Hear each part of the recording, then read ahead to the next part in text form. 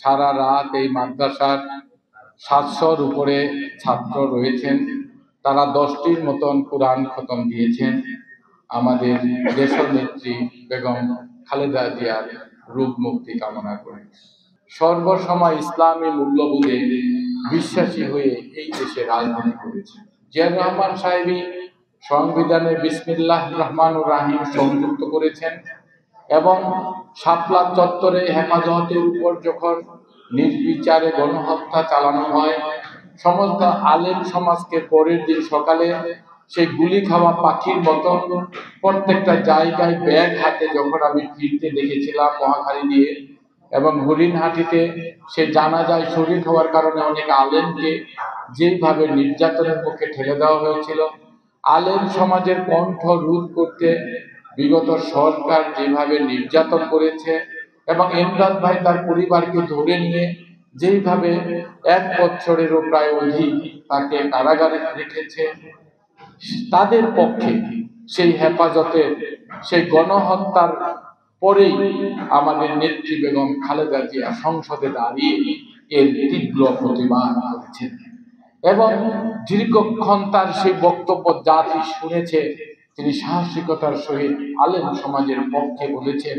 তিনি জিজ্ঞেস করেছেন সরকারকে, কেন এই আলেমদের উপরে ওই শাপলা চত্বরে রাতের আধারে সমস্ত লাইট অফ করে দিয়ে কেন তাদের প্রতি নির্বিচারে গুলি চালিয়ে গণহত্যা করা চালানো হলো?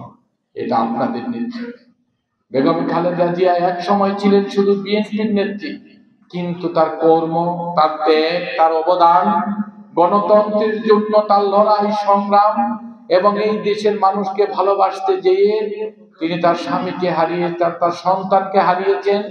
তার দেশ এবং মাটি তার কাছে সবচেয়ে প্রিয়, এই আলেম সমাজই তার কাছে প্রিয়, যেই কারণে তিনি কখনো বিদেশে যান নাই। চিকিৎসার জন্য 5 তারিখের পরে একবার গেলেও আবার 1.5 মাসের মাথায় তিনি বাংলাদেশে ফিরেছেন। কিন্তু গত 1 সপ্তাহ যাবৎ আমাদের সেই নেত্রী হঠাৎ করে গুরুতর অসুস্থ। তিনি এবার কেয়ার হাসপাতালে ভর্তি রয়েছেন। আজকে আমরা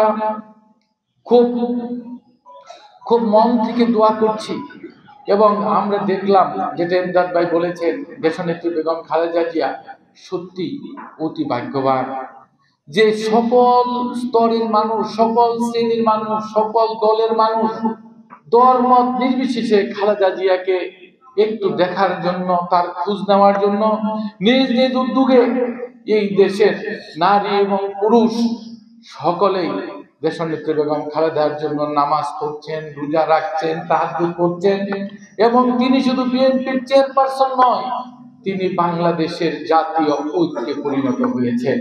তার এই অসুস্থতার সময় জাতি সেই বিরল একটা দৃশ্য, সেই বিরল একটা ঘটনা আজকে পরিলক্ষিত করছে।